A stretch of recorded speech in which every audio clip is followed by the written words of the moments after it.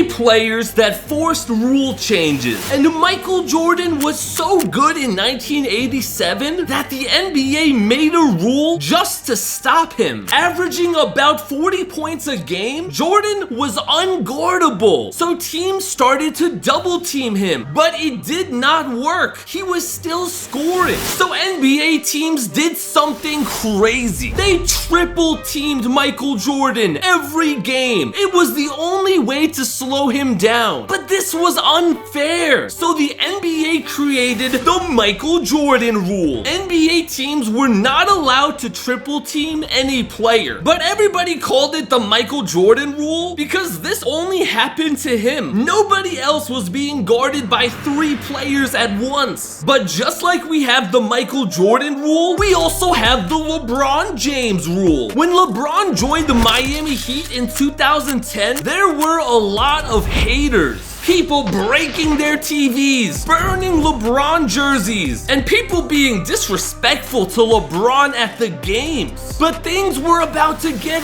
worse as LeBron was coming back to Cleveland for the first time to play against his old team. And the NBA noticed something. People were selling shirts that said really rude things about LeBron. LeBron James.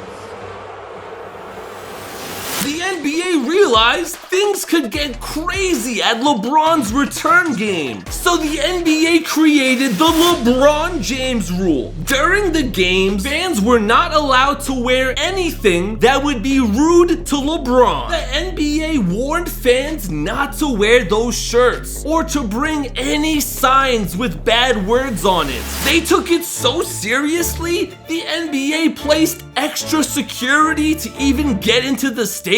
And this rule helped LeBron because he was able to focus on the game and not the fans. He scored 38 points and the Heat blew out the Cavaliers, winning 118-90. The crazy thing is, this only applied to LeBron James. But what Reggie Miller did created a rule that changed the NBA forever. Reggie Miller loved to shoot, but he also loved to kick his legs when he shot. This would draw fouls from defenders, but it wasn't the defender's fault. Miller was the one kicking them. Still, referees would call the foul and Reggie Miller would get some easy free throws. The game Reggie Miller scored the most points of his career, 57, 21 of those points were from free throws.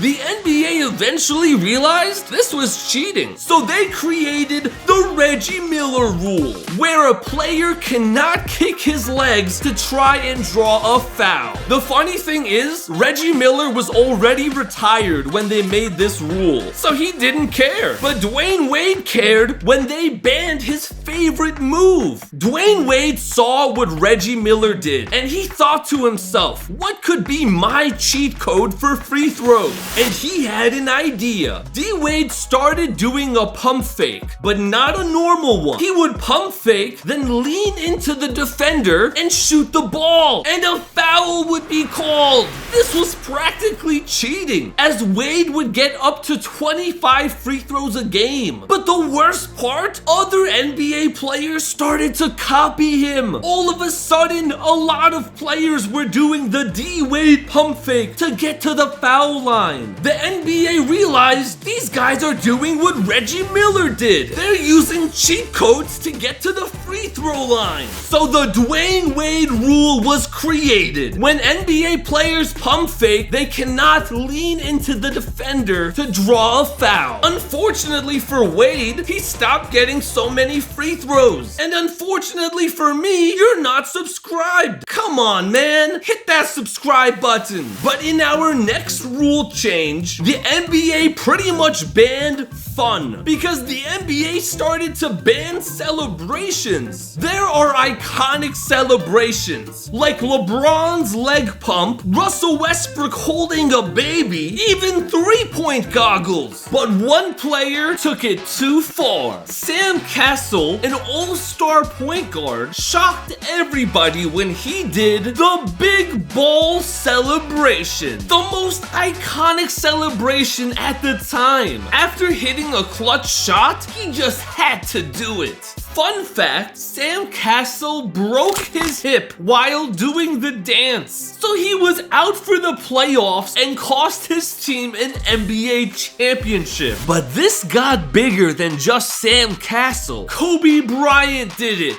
Fred VanVleet did it, but then LeBron did it, and the NBA said, no, no, no, you have crossed the line. Enough of this stupid celebration. So the big ball rule was created. Players were not allowed to do this celebration, and if they did, they would get a $15,000 fine, and we've never seen it happen again. But this next one is so serious, it almost ended an NBA player's career. Zaza Pachulia was known for being a dirty player. One time, he injured Russell Westbrook and stared him down. How are you staring down a player that you just hurt? But what he did in the 2017 playoffs was way worse. The Warriors were dominating the playoffs, but they were terrified of the San Antonio Spurs. They knew they couldn't stop Kawhi Leonard. So in game 1 of the Western Conference Finals, the Spurs are winning by 20 points, and Zaza Pachulia has an idea. Kawhi Leonard goes for the jump shot. Zaza jumps into Kawhi Leonard, stepping on his ankle. Leonard fires from the corner. And Leonard goes down again. And he's in pain again in front of the Spurs bench. Will Sevening, the longtime athletic trainer for the Spurs, checking on him. The crowd reacting. This isn't defense. This is disgusting. Kawhi Leonard was out for the playoffs and the Warriors won a championship. The NBA had to make a rule change. So they created the Zaza rule, where defenders have to be careful when someone is shooting a jump shot. You can't just jump into the player and injure them. So now if a player does what Zaza did, they would get a flagrant foul and could be ejected from the game. But Zaza wasn't done ruining the NBA because he forced another rule change. In 2017, the NBA had fan voting for the All-Star game. Whoever the fans voted for the most would be an All-Star. Zaza Pachulia is from Georgia, a small country, but the entire country voted for Zaza Pachulia, giving him the most votes. Zaza Pachulia right now, second among Western Conference front court players. He was averaging 6 points per game and was going to be the starting center for the All-Star game. But things got crazier because people all over the world started to vote for Zaza. Not only Georgia. Everyone wanted to see an average player play in the All-Star game. But the NBA didn't want this. How could a mediocre player like Zaza be in the All-Star game ahead of Blake Griffin or Karl Anthony Towns, the best big men in the league that season? So the second Zaza rule was created, where fan votes only count for 50% and the other 50% is NBA players voting. Thankfully, Zaza Pachulia was not an All-Star, all because of this new rule. But at least Zaza didn't break the game like Kevin Durant did. And make a play. You've got to do a better job in that double team, keeping him contained. Yeah, Batum now. Kevin Durant won MVP at the age of 25. Was it all with his skill, or did he have a cheat code that helped him? Spoiler alert, he had a cheat code. KD invented a move called the rip-through. This is the rip-through. He would swing his arms into the defender and a foul would be called. How is this a foul? How? Well, according to the NBA rulebook, this move was allowed, and Kevin Durant took advantage of it. Because of all the free throws, he scored 32 points per game, but he wasn't the only one. Kobe Bryant saw what Kevin Durant was doing, and he started to do the same move. Then Dwayne Wade started doing it, and the NBA said, "You guys have crossed the line." The Kevin Durant rule was created, and this move was banned. This was a cheat code, so it was banned for a good reason. But our next rule change was because Allen Iverson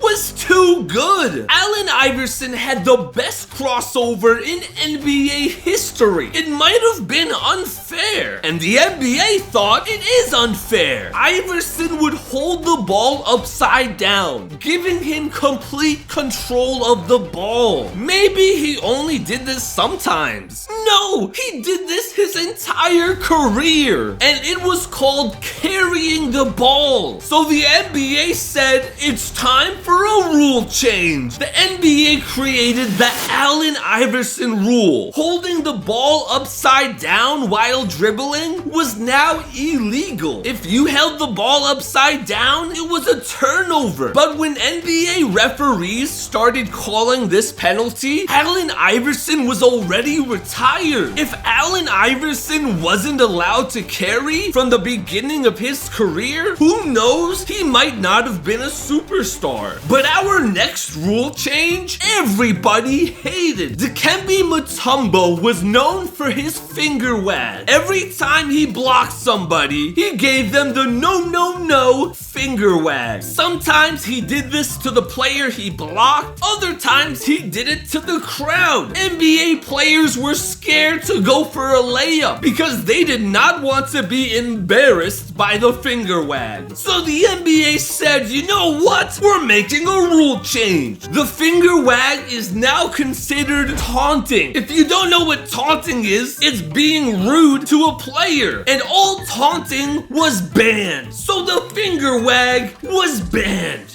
Fans hated this rule because we love to see players trash talk. Some players today still taunt even though it's illegal, like Patrick Beverley or Dylan Brooks. But every time they do it, they get fined for breaking the new rule. But what about a rule change that was made because one NBA player was too strong? In the 1980s, Daryl Dawkins was the strongest dunker in NBA history, and he kept breaking backboards. It made a mess, and it stopped the game because they had to clean it up and get a new backboard. After another broken backboard, the NBA had enough, and they created the Daryl Dawkins rule, where they started using rims that break off. So instead of the whole backboard breaking, it would be only the rim. But this rule change didn't work because Shaq got drafted, and even with the new rims, he was so strong that he would still bring everything down. But our final rule change destroyed a career because it made James Harden go from the best scorer in the league to only scoring 15 points a game. When James Harden was on the Rockets, he found a cheat code.